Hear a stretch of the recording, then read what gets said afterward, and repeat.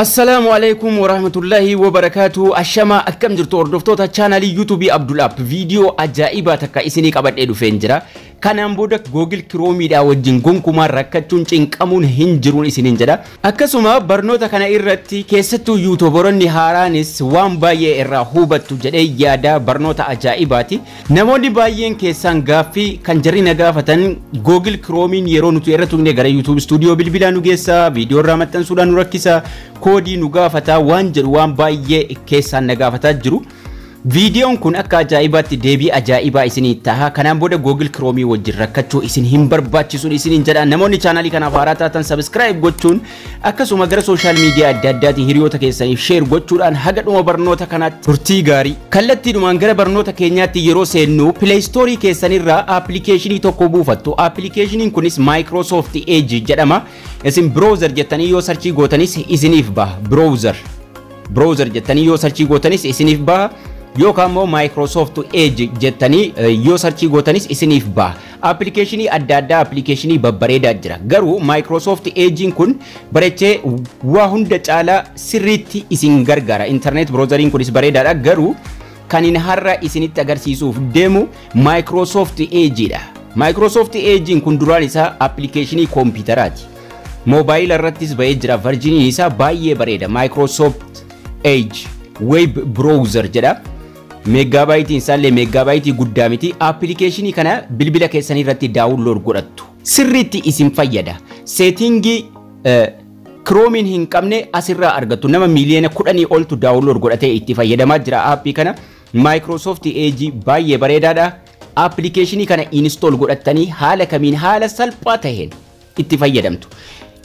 Microsoft Edge ta'e Google Chrome YouTuberootaaf baay'ee barbaachisaadha. Maaliif gara YouTube Studio Microsoft Edge irra deemuudhaan akkamitti akka settingii sirreeffatan monetize guutuudhaaf waan baay'eedha dirqama nu barbaachisa waan ta'eef YouTuberoonni haaraan kana beekuu qabdu jechuudha. Duraan Chrome irratti isinitti agarsiisaa ture. Amma garuu Microsoft Edgein kun baay'ee bareedaadha. Isin rakkisu gara bilbilaa isin hin geessu. Open in new tab waan jedhamu hin barbaachisu. Bakka feetanii irra tuytu. Amma download godhadhee gadi buuseen jira. Itti fayyadamni isaa baay'ee salphaadha. Settingii dhuma tokkorra tuqneeti kan nuti waa hunda sirreeffannu. Yeroo bannu akkanatti nuuf fida. Sign in later waan jedhu tuqxanii irra dabarfattu asii confirm jettaniituma irra darbitu kanas. Jalqabni isaa akkanatti isinii fida. Set as default yoo jettanis yoo not now jettanis rakkinan qabu an not now dhaan irraa dabarfadhu kan dhumate nu bane jechuudha. Itti seenne amma stepin tokkoffaan youtube.com jennee searchii godhachuudha. Applicationichi Edge jedhee akkanatti dhufa.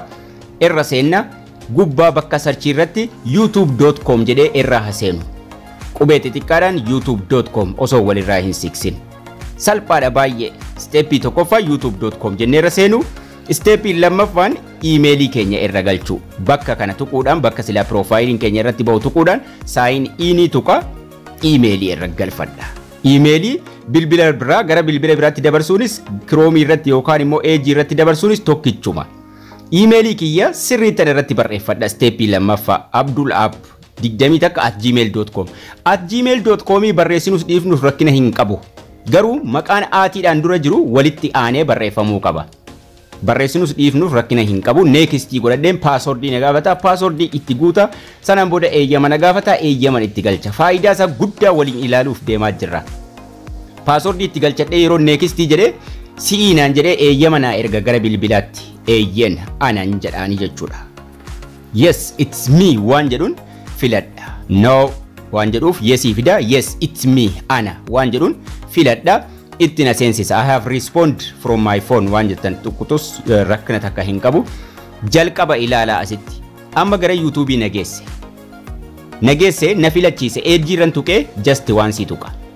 As nu fidu setting isaa waan ammallee hin sirreessineef. Okay. Amma YouTubein kiyya dhufee asirra seenee jira. Google Chromein tuqaa sadan gubbaa qaba. Kun immoo tuqaa sadan fidee gidduurraa ka'a. Tuqaa sadan sana tuqanna amma settingin nuti barbaannu. Kan isinitti agarsiisuu deemaa jiru tuqaa sadan jala jirtu kana tuqa. Yeroon tuqee yeroon akkana ola taa'u settingii baay'ee qaba. Settingii kan jedhu garuu tokkicha jira irra. Desktop site gochuudha, download, voice waan baay'ee qaba. Desktop site gochuu keenyaan dura garuu settings ka jedhu ka gubbaarra jiru tuqanne waa takka sirreessinee dhufna. Settings jedhee as jira sanirra tuqadha. Yeroon tuqadhe gara settingii nageessaa general jedhee gidduu kana jira. General waa tokkitti qofa kan nuti sirreessinu general irra seenna. Dhuma irratti using external apps jedhee jira. Yoo ka jalqaba irra tahe gara YouTube Studio bilbilaa nu geessa gara biraa nu geessa. Akka inni gara biraa nu geessine isa lammaffaa isa jala jiru filannaa jechuudha. Stay in Microsoft Edge waan jedhu kana filanna. Chromein kanan qabu filannoo kana filanna isa jalaa jechuudha. Stay in Microsoft Edge. Amma waan barbaanne irra tuynu gara YouTube Studio bilbilaa nu geessu baasee gara biraa nu geessu. Ka jalqabaarraa kaaftanii ka lammaffaarra kaayyattu duubatti deebitu. Settingittiin kanuma tokkoonitti kana qofa. San sirreeffannee duubatti deebinee jirra. Tuqaan sadan ka Chrome gubbaadha isiniin jedheen ture. Haala kanaan nu banee jira. Ka kana immoo jala kana jira. Amma maaltu nu hafe tuqaa sadanitti jala kana jirtu tuqnee desktop saayitii godhachuudha jechuudha. Gubbaa hin jiru jala kana jirti. Tuqaan sadii. Tuqaa sadanitti jala jirtu kana yeroon tuqe settingii adda addaa hedduu naa baasa oliin haxaa gara gubbaatti akka inni bareechee ol yaasuuf jechuudha.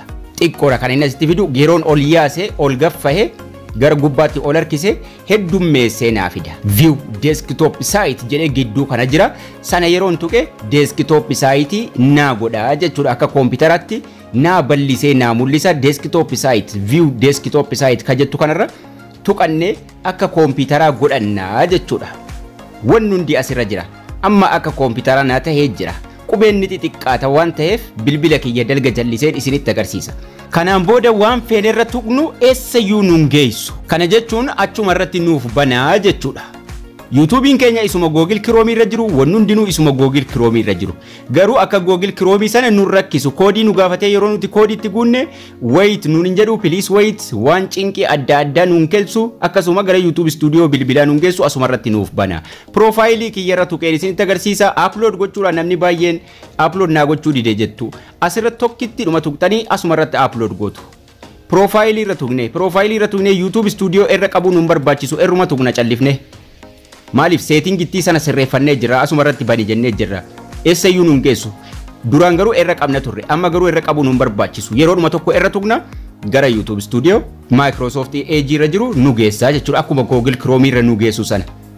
Wanni hundi isaa Chromeedhumaan tokkicha. Rakkinni isaa maalinni Chromein bakka biraa nu geessaa nu rakkisa. Inni kun garuu settingii tokko qaba bakka irraa sirreessan settingii sana sirreessinee jirra. Achuma irratti YouTube Studio nu bana malee bakka biraa nu geessee nun azzabu jechuudha. Koodiis nu gaafatu asuma irratti nu gaafata itti guunnu please wait nuun hin jedhu asuma irratti nuuf bana same time. Akka kaaniin nu rakkisaa hin oolu jechuudha. Baay'ee salphaadha itti fayyadamni isaa. Chromeedhumaan tokkicha guutuun isaa confuse isin hin godhin. Chrome irra dheqaa jechuunis asirra dheqaa jechuun tokkichuma. Garuu Chrome rakkinni isaa maalinni gara YouTube Studio bilbila nama geessee nama rakkisa. Inni kun garuu nama geessee nama rakkisu jechuudha. Kana garaagarummaan isaa.